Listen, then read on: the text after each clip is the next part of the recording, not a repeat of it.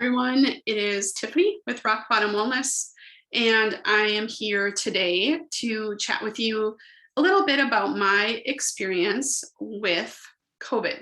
So I have been out of commission. I haven't been really on my social media at all. I haven't been responding to things. I just haven't been able to. So I wanted to come on here today to talk to you about this. And I actually hesitate a little bit because putting this kind of thing on social media actually gets people shut down, even if you're just sharing information. So with that being said, I'm just going to do all my disclaimers. I am not recommending anything specific to you. I'm not wanting you to substitute my situation for what you should do or have you override what your doctors are telling you or anything like that. I am completely sharing this information, and I think I wanted to do this because it was important, because I know just me going through it has been interesting in talking with other people and sort of some of the anxiety that's created around this issue and this infection. So that is the whole point of sharing this today. So first things first. So I started back in, I don't know, probably August 28th, somewhere around there. I just started having where I felt like I had to clear my throat a lot. And that is nothing new for me. I do have sinus issues. I have had sinus surgery. I often have impaired breathing because of some just anatomy, the way that my anatomy is messed up, basically inside my nose. And so fall allergies, the seasons, everything that's, out there in the environment can cause havoc, can wreak havoc on me. And so that is nothing new. I didn't even feel tired. I just had a scratchy throat that I felt like I needed to clear, nothing big. Then it just got to be where I was really fatigued. And because of a lot of things going on in our life, I decided that it probably would be responsible of me and smart of me to become tested. So I tested, and on August 30th, then I was diagnosed positive with COVID. So then the assumption is, based on what's going on in the world right now, is that this is the Delta variant. So that is some of the assumptions. I don't know that they actually ran my particular test through genomic sequencing or anything like that to make a definitive, call on that.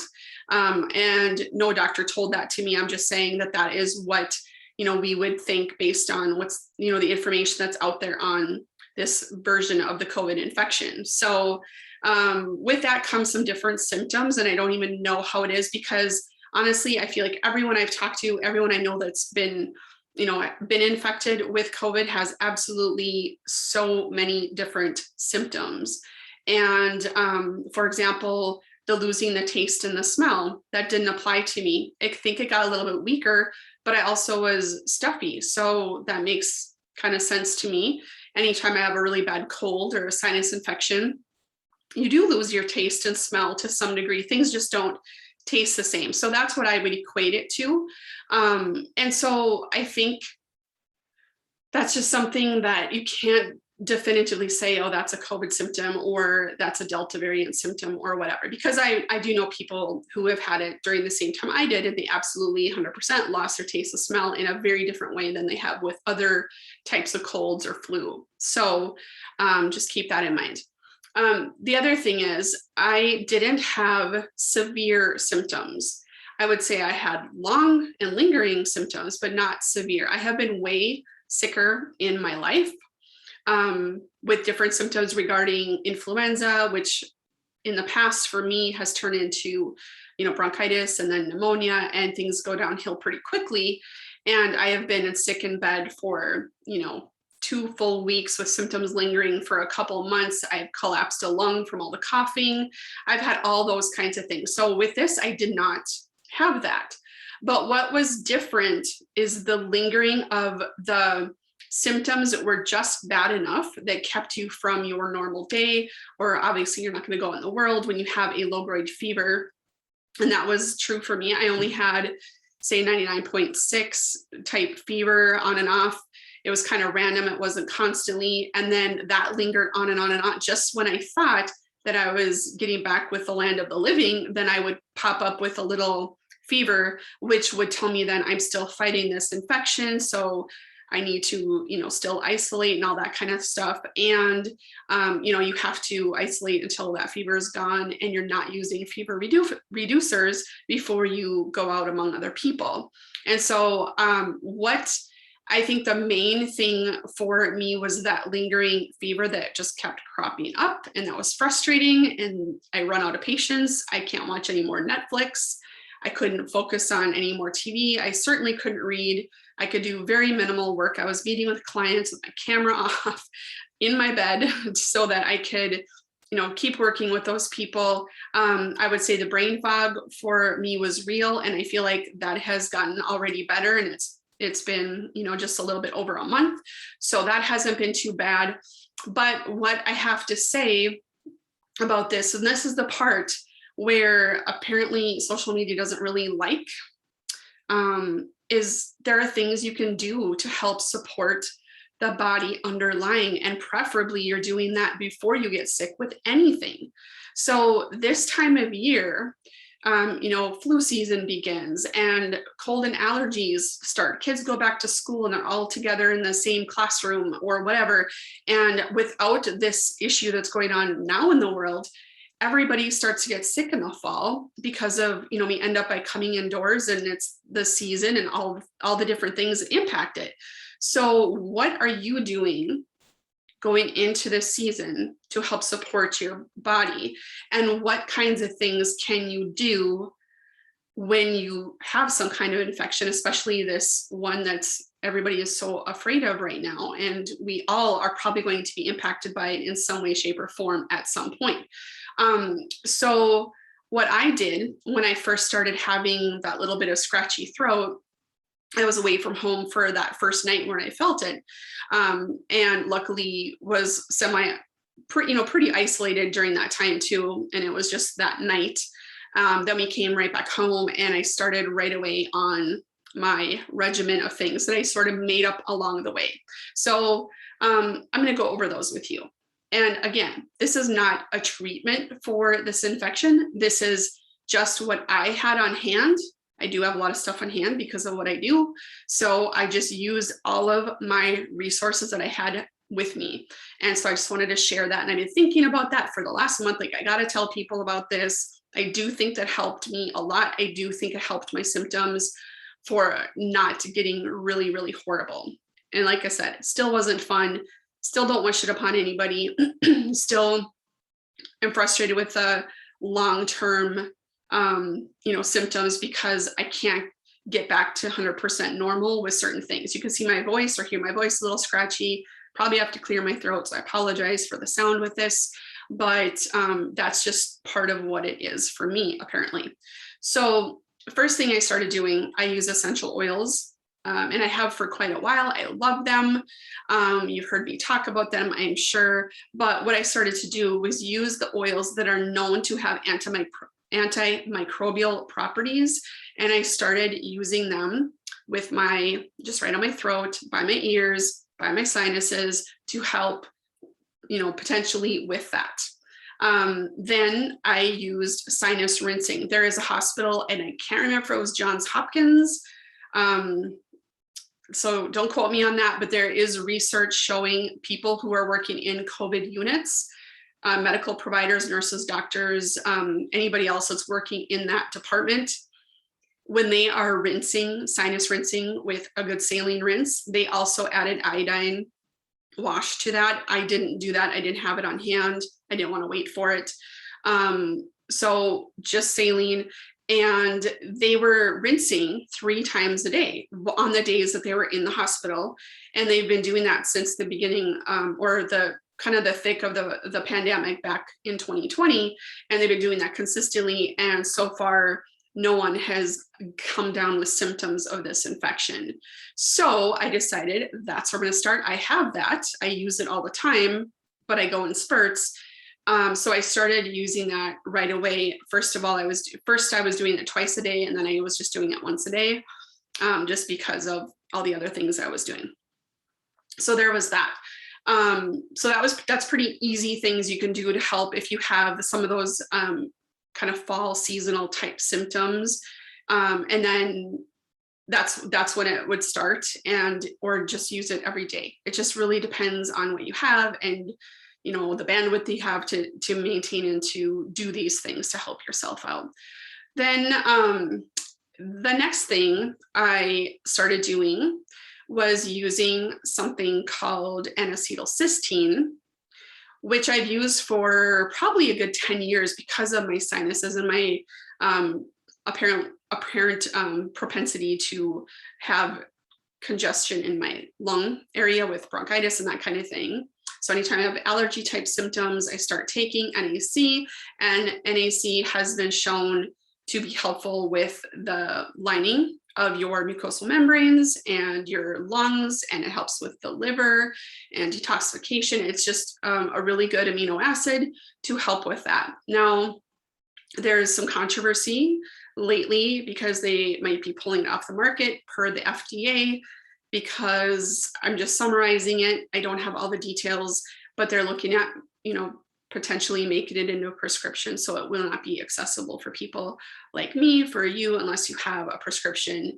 And I've been using it for 10 years or so, and I notice it open up the airways, pretty quickly after I start taking it, when I'm taking it regularly, when I'm feeling that congestion. And again, my history is a lot of environmental allergies, and so that's why I was recommended to use that starting a long time ago.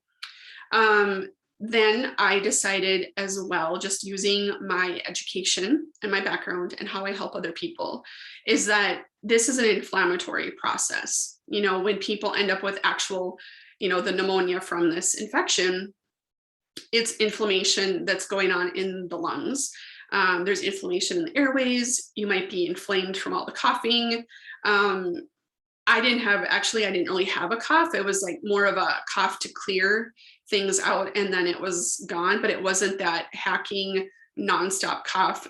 That's just my reference. I've had that in the past where I can't stop coughing, where it hurts my body to cough and I can't sleep because I'm coughing. I didn't have that. So that was really a good thing, because that is where, when you're not able to sleep, where it makes things worse. So I started using curcumin. So curcumin is an anti-inflammatory naturally.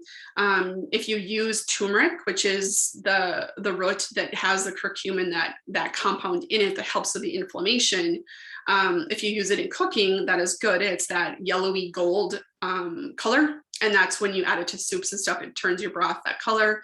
Make sure if you're using it with just with the seasoning or the spice, make sure you add black pepper to it. That helps with the absorption of it a little bit better.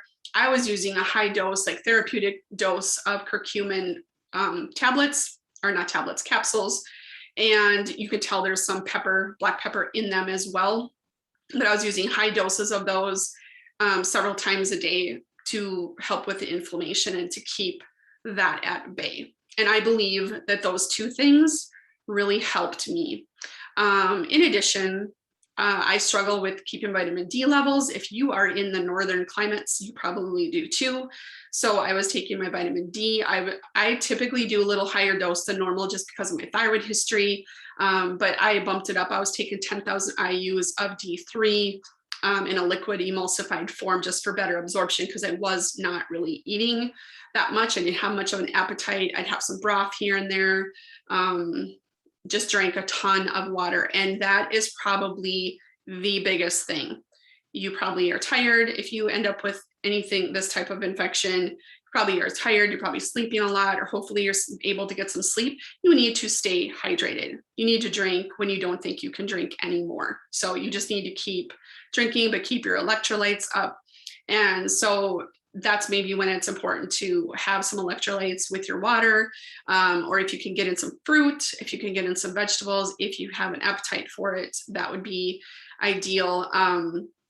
If you're not eating whole foods very much or having like an actual meal during this time, make sure you're getting electrolytes so you don't overhydrate. And then the electrolytes will help with, muscles and keeping you moving and that kind of thing too. So make sure you do that. So hydration, vitamin D, NAC, curcumin, and then I also took higher levels of vitamin C, and I tried to be as efficient as possible. And again, I have the luxury of being able to have some of this stuff on hand. I don't keep a ton of it in stock, but I have enough usually to keep myself and my family healthy. And so I took a vitamin C that also had quercetin in it, which is, a high antioxidant. So is the vitamin C. Vitamin C is shown to help with, the immune system and that kind of thing. So what I did was I used a powder form in my water. So I was kind of killing two birds with one stone by keeping hydrated and getting my vitamin C. And because it was higher dose, sometimes with vitamin C, if you take too high of a dose too quickly, you can have some GI upset and then maybe potentially become more dehydrated. So you do not want that. So that's why putting it in a big bottle and sipping it throughout the day is probably a really good way to do that. Also, in addition to the NAC, the curcumin, the vitamin C, staying hydrated, I did take over-the-counter stuff, whatever I needed to keep the airways open. So like a Mucinex 12-hour helped with being able to get rid of, it's an expectorant to get rid of any kind of gunk that is settling in your lungs, settling in your sinuses, keep that stuff flowing so that it doesn't get sick and then it doesn't get clogged in there and cause that infection, which is what we want to avoid. The other thing that's good to have, if you end up with this infection and if you have any kind of symptoms where you're a little leery of, or you just don't know. And of course, the information we get day to day is kind of scary, it's really scary.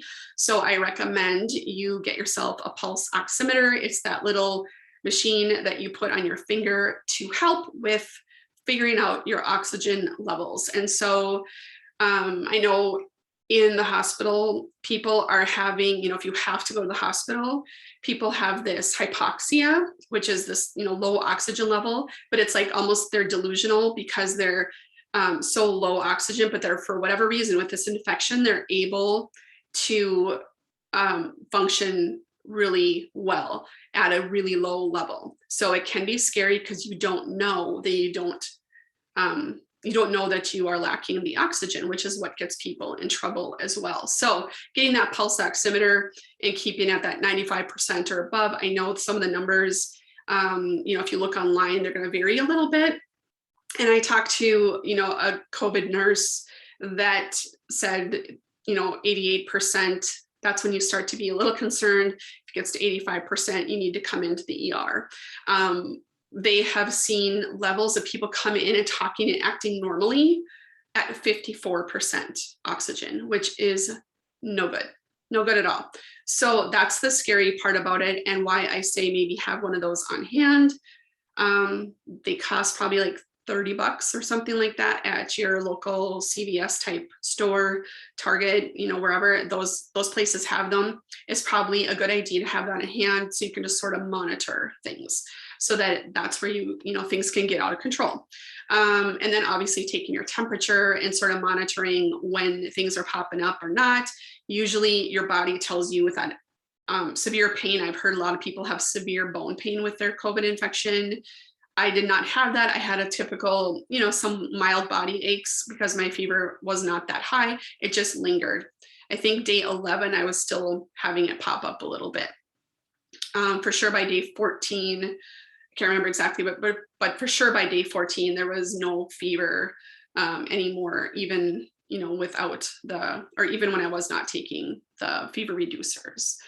Didn't have a headache either, but again, I was staying hydrated a lot. And so I think that really helped. So I'm sure there's other things I took. I took echinacea, golden seal. I tried to drink hot tea. I was told by a friend that Theraflu hot tea really, really is helpful. And I tried it and I agree with it. It's really hard for me to agree with it in the sense that the tea itself, when you put it into your cup, you can just see the sugar crystals in it. It's super sweet. It tastes nasty, but I suppose that's what needs to happen for you to get the medication that's in it to help you sleep. And sleep is so important. So rest, rest, rest, and hopefully it's restorative. And it's not, and I can tell you because of my ring, it's not restorative when you're in the thick of it. And I'll explain that in a second too. But the other thing too, breathing exercises, meaning like take deep breaths and hold it a little bit and then let it go, and do that several times in a row, a few times a day. Think of that as your exercise. Keep those lungs expanded as much as you can. Keep that exercise going. Also, making sure that, because if you're got the infection, you can have issues with blood clots. That's something that is a part of this infection. And so you're going to want to, as much as you can, move around. So I say rest and do all that, listen to your body that way. But also, it is a good idea for you to, get up, walk around the house. I walked the dog around my block a few times. It was not easy, but it felt good to, number one, just be outside. And then it just helped me gauge my increase in my ability to, breathe and whatever, and kept my oxygen. My oxygen never got below 95%. So that was good. But I would say making sure you're moving and doing the breathing exercises and getting some very minimal exercise, even if it's some stretching and yoga, I don't know, whatever you can do, don't just 100% lay in bed, and don't just lay there, because that is not good for your recovery either. You'll be much stronger if you try to do a little something, but be careful. Don't do too much that it keeps you from backsliding. You listen to your body, just listen to your body, and you'll probably be in good shape with that. The other thing, what was the other thing I was going to say? The sleep thing with the Oura ring. You've heard me talk about this numerous times. So I wore this for probably the first 10 days, and then I needed to charge it or something, and then I didn't wear it again for a while. But one of the things it looks at is it looks at the quality of your sleep, the timing of your sleep. It looks at the basically the restorative part of your sleep, the deep sleep and the REM sleep. It tells you your body temperature. It gives a little indication by all these parameters, and it gives you a summary, like you must have slept really great and you did a great job. You probably feel amazing today. Or it says you need to recover. Something is keeping you up at night. Something is keeping your heart rate elevated. That happened, but even when I was sleeping, there was a couple times where I slept for 10 or 11 hours straight, and my body was not recovering from that sleep because my body temperature was a little bit elevated. Wasn't much elevated, it was a little bit elevated.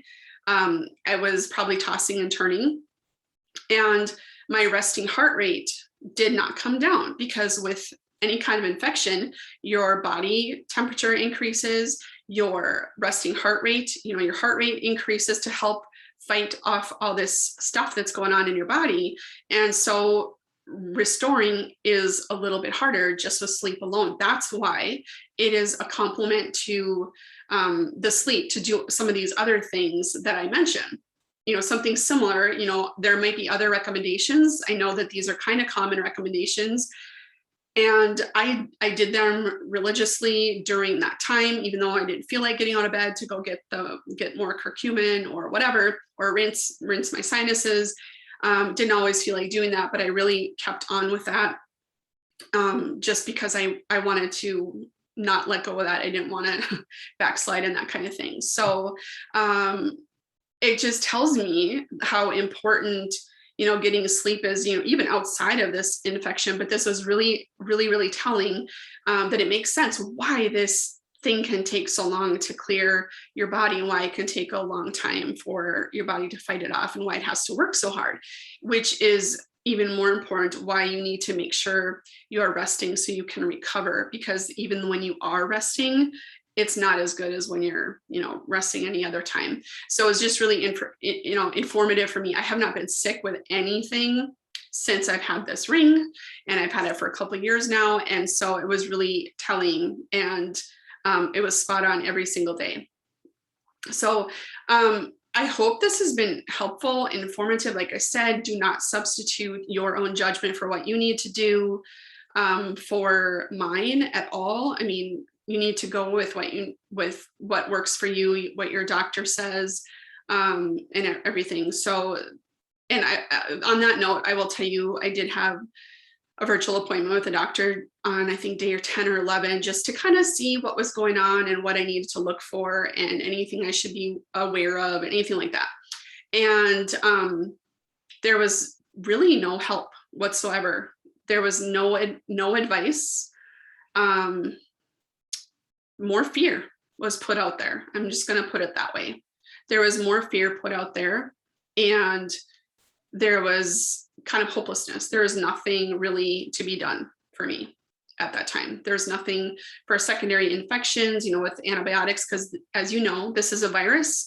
An antibiotic is not helpful for this actual virus. The antibiotics that people have probably been talking about and being prescribed are due to secondary infection that are caused by bacteria, whether it be sinus or bronchitis, or maybe it's bacterial pneumonia, that kind of thing. That is going to be why the antibiotics are utilized. So they don't give that to you right away. I understand that this was not right away, but I was not able to get that. I was told that there really wasn't anything they could do. So just stay home, which is what I was planning to do, stay hydrated. And that was, and the oxygen levels, check that. That was it. Absolutely it. And it's just a little alarming. I just hope that people are getting more support or more advice or whatever with other situations. She maybe didn't feel like I was really at risk of things, but I don't know. I don't know what it was, but it was very underwhelming and actually made me more scared. I wasn't scared before that, but I became scared after that appointment. So just, for whatever that's worth, I just want you to know that you need to be very proactive in your health. And, that's not just now during this crazy time, the last 20 months or whatever it is that we've been dealing with. We need to be proactive and take care of things now. That is not anything that I ever hear with regard to this situation we're in at all, is never anything proactive. We don't talk about exercise. We don't talk about good foods. We don't talk about quality of foods. We don't talk about anything like that.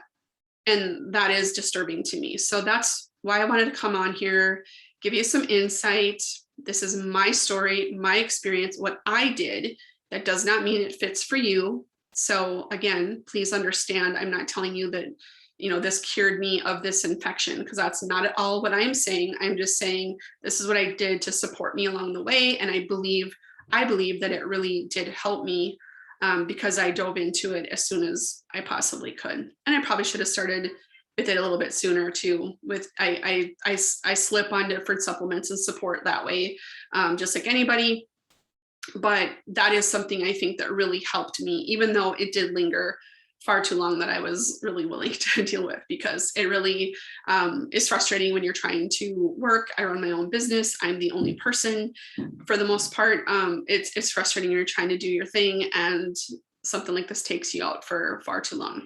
So anyway, I hope this has been helpful. I hope it's been informative. Take from it what what resonates with you, what's important to you. But if anything, if one thing that I could say is the most important thing you should take away from this is to be proactive and manage your health now. Don't wait until you have this infection. Don't wait until you get diagnosed with something that is pretty dire. Just start taking care of yourself right now. So, all right, I hope this has been helpful, and I look forward to chatting with you soon. Thank you. Bye.